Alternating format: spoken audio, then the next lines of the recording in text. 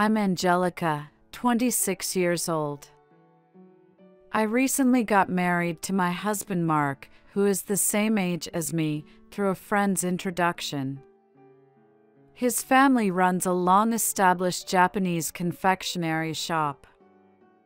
My husband, who was raised with love but strictness by his father, the shop owner, and his mother, the female proprietor, diligently trains as a traditional confectionery artisan to succeed the shop as the eldest son. When we got married, my husband asked me to work at the shop as a young female proprietor.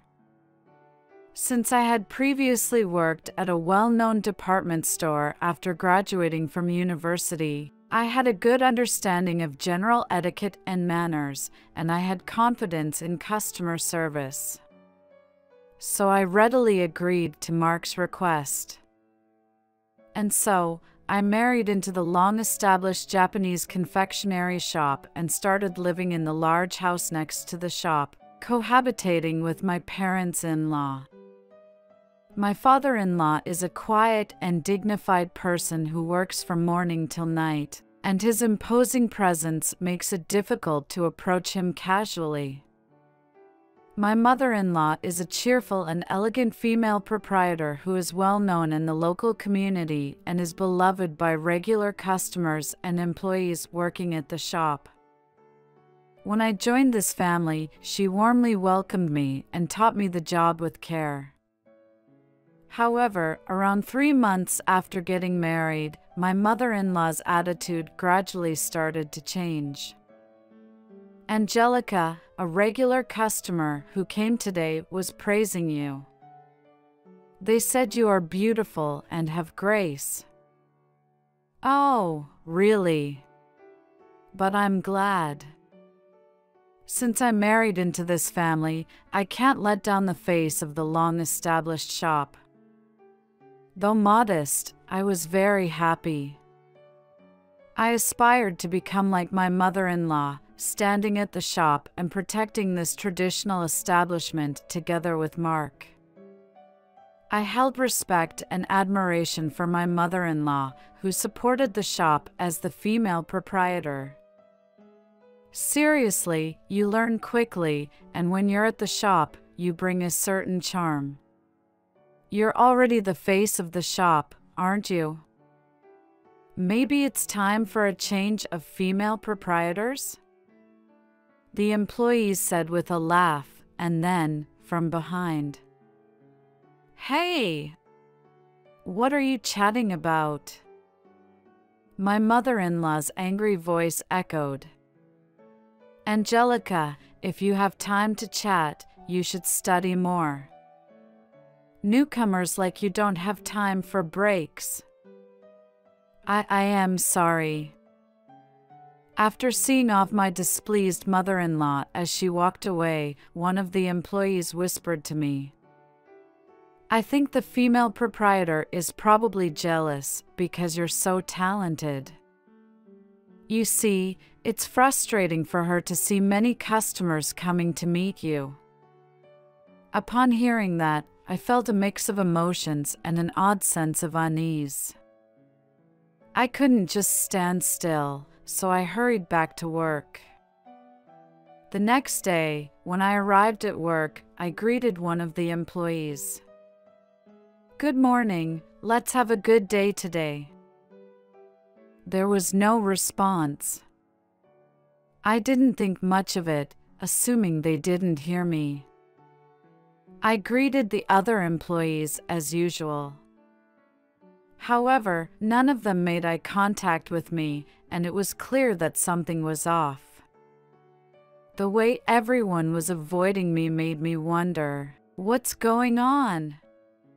We were talking normally yesterday. Did I do something wrong? With that thought in mind, I couldn't hide my agitation. Just then, my mother-in-law appeared. "Try tasting the new Japanese confectionery." And then, "Yes, female proprietor." In a soft voice, everyone flocked to my mother-in-law. I stood at the storefront, feeling a sense of unease from that scene, but I greeted the customers with a smile. The next day, and the day after that, everyone's attitude remained unchanged. Contrary to their indifferent behavior towards me, they began fawning over my mother-in-law, and I couldn't understand why. It left me bewildered and with a strong sense of exclusion. Amidst all this, I discovered that I was pregnant. My husband shed tears of joy when he found out. When I informed my mother-in-law about the pregnancy, "Oh, really? Well, make sure you continue to work diligently," she responded with cold words. 2 weeks later, morning sickness started, and I couldn't stand due to nausea, rushing to the restroom. However, every time I did, my mother-in-law would say, "You're not sick, so hurry up and come out to work." She would dismissively say those words, never allowing me to take a break. Seeing me pale-faced and struggling to stand, the employees whispered to each other, "She looks terrible. It's damaging the shop's reputation. I wish she would quit." They whispered quietly. Quietly, I returned to my room and let out a deep sigh. I managed to handle my work, and as my morning sickness subsided, it was time for a prenatal checkup where the doctor revealed the baby's gender. "It's a girl." How exciting! I immediately informed my husband, and he happily exclaimed, "I hope she takes after Angelica, becoming a beautiful and well-mannered girl. I'm looking forward to it. I'm looking forward to it." He smiled with joy. That night, my husband and father-in-law were working late in the workshop. As I finished eating and found myself alone in the living room with my mother-in-law, I decided to share the news of the baby's gender with her. "The baby is a girl. She's growing well," I calmly informed my mother-in-law. However, her face turned red instantly, and she glared at me while shouting, "A girl? Are you kidding me? You useless woman." I couldn't find any words to respond to her sudden outburst, and my body trembled. She continued, "By marrying into this family, it means you have a responsibility to raise a successor for the shop. Try to be a little less stupid." My mind went blank. It was my beloved child, and the baby's gender didn't matter to me. All I wanted was for the baby to be born healthy. However, it wasn't the same for my mother-in-law. According to her, I could only fulfill a significant role as a daughter-in-law if I gave birth to a boy. It was too much to bear. Would I continue to hear these words until I give birth to a boy? The shock of having my first child rejected paralyzed me, and I couldn't move. "You know, since you came here as a daughter-in-law, you've been getting a bit too full of yourself. Do you understand your position?" While saying this, my mother-in-law let out a deep sigh, and I couldn't say anything in return. I clenched my lips tightly. Then I heard the sound of the front door opening. "I'm home." "Oh, what are you two doing together?" As my husband and father-in-law entered the living room, they looked at us curiously and asked, "Oh, we just finished eating." But my mother-in-law interrupted me, speaking in an excited voice and uttering unbelievable words. I just heard it, but the baby in her belly is a girl. I'm looking forward to it. I hope she grows up to be a beautiful and well-mannered girl like Angelica. I said the same thing to Angelica today. As my mother-in-law and husband talked, they laughed together. Witnessing that scene, I was left speechless and could only manage a forced smile. My father-in-law seemed to scrutinize the situation for a moment, then without saying anything, he went back to his own room. Unable to contain my indescribable sadness, I hurried to my room and cried alone, muffling my sobs. As my due date approached, it was obvious that I couldn't continue working at the shop with my large belly. My mother-in-law suggested that I handle administrative tasks from home. One day, when I working, ding dong. I rushed to answer it and found delivery men carrying several large boxes. All of them were addressed to me. I couldn't remember buying anything, so I nervously opened the boxes. Inside, I found a baby crib, stroller, bouncer, baby carrier, and other essential items for after the birth. I and Mark had been discussing the need to buy these things, but they hadn't had the chance to go shopping yet. Did he order them online for me? I wondered, but regardless, she was filled with joy and couldn't wait for the birth. In the evening, my mother-in-law returned home. "Oh, they've already arrived." Surprised by her words, I hurriedly asked her, Did you buy all of these for me?" "I ordered them for you since you two do nothing. Be grateful." Without looking into my eyes, my mother-in-law said in a stern tone, but I was still happy. Maybe her mother-in-law's earlier strictness about having a girl was just a lie. Perhaps deep down, she was also looking forward to the birth of her first grandchild. I brightly and loudly thanked her. "Thank you very much, mother-in-law. Please look forward to the birth of a healthy child." While giving a deep bow, I noticed her looking at her from the side with a faint smile, then she returned to her room. Finally, the day of the birth arrived. I experienced labor pains in the middle of the night, and with my husband by my side, we headed to the hospital. The next day, around noon, a lively baby girl was born. Holding her small, crying, soft, and warm child in her arms, tears of joy streamed down my face. My husband also shed tears of happiness. "Angelica, thank you. Let's raise her with care." He hugged me, who was holding their newborn child. Just then, Angelica's mother-in-law and father-in-law entered the hospital room together.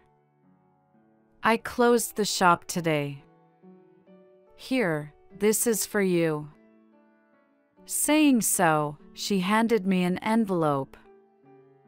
I hurriedly put the newborn baby back in the bed. "Thank you so much." What is this?"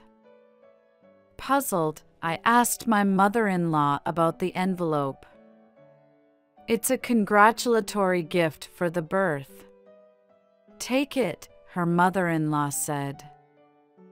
"Hope you have $2,000, she added. Upon hearing this, my husband looked surprised. "That much? Is it okay, Mom?" "Thank you." My mother-in-law laughed and nodded. However, I felt something was off about the envelope. I gently opened it, and her face turned red with anger. I crumpled the envelope tightly. and threw it into the trash bin with all her strength. Upon seeing that, my husband was speechless. "What are you doing? What's wrong all of a sudden?" he said, visibly disturbed, and picked up the envelope. "What is this?" When I said that, Mark looked inside the envelope. "Ha, an invoice?"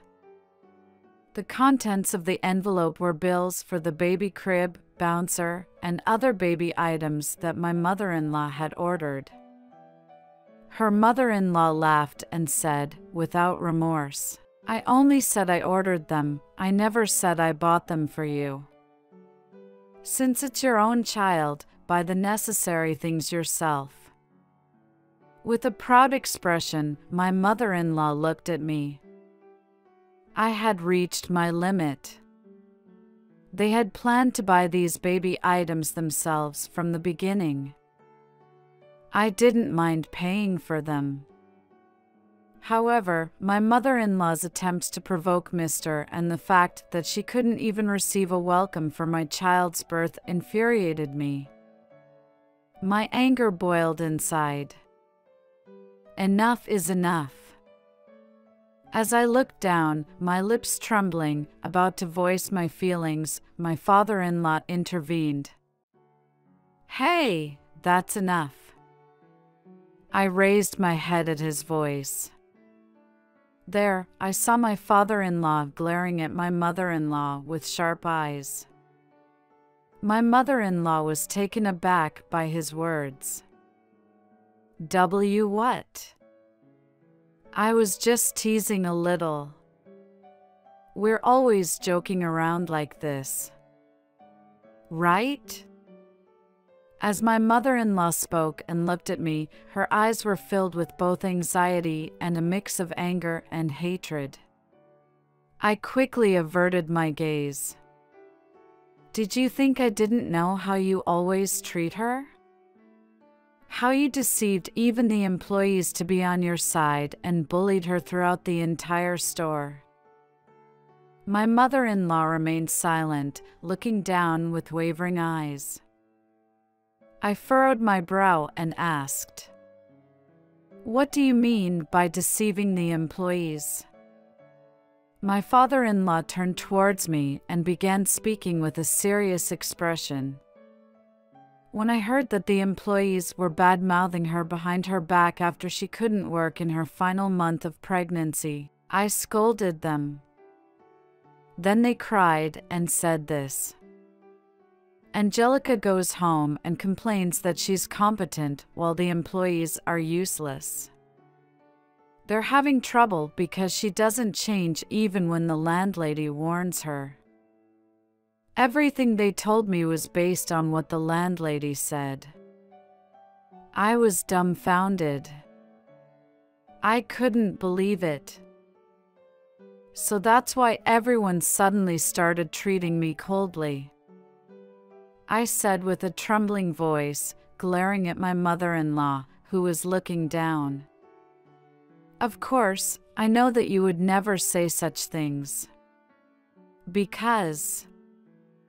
My father-in-law looked at me with gentle eyes.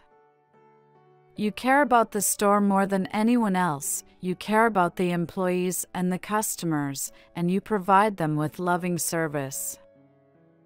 The fact that so many customers come to the store is proof of that. On the other hand..."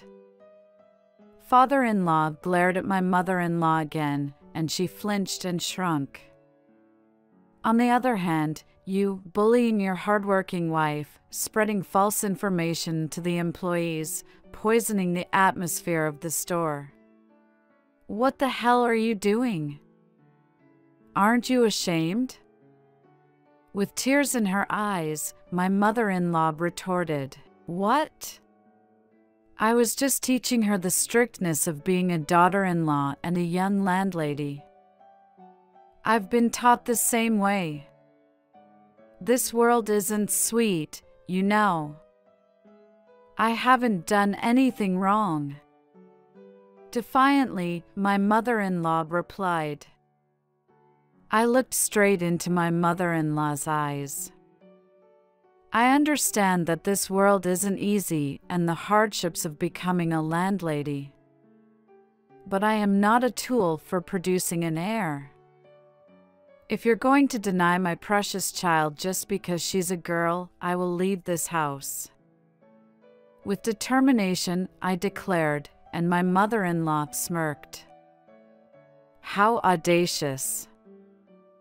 Who are you talking to like that? If you want to leave, go ahead and leave. With a composed expression, she spat out those words, and my father-in-law raised his voice again. Are you still saying such things? It's you who should leave. Starting next week, you'll work and live in another branch. Angelica and the grandchild are off limits to you. My mother-in-law, who was told this by my father-in-law with a fierce tone, widened her eyes and trembled in panic. And no, in such a countryside. I refuse. Please, forgive me. Saying that, she grabbed my father-in-law's arm. When my father-in-law forcefully shook off her hand, my mother-in-law collapsed on the spot. Then, my father-in-law looked at my husband and said, Mark, you too. It's good to be diligent in your studies, but broaden your horizons. Figure out what's truly important before it's too late. Upon hearing those words, my husband said, Yeah. I'm sorry, Angelica. I should have realized. He said that with a saddened expression, looking at me. My father-in-law gently stroked the cheek of our sleeping child. May I hold her? I nodded vigorously. My father-in-law gently lifted our child and said, Thank you, Angelica. She's our treasure. Thank you so much. Seeing my father-in-law's eyes welling up, all the frustration and sadness I had held back until now overflowed.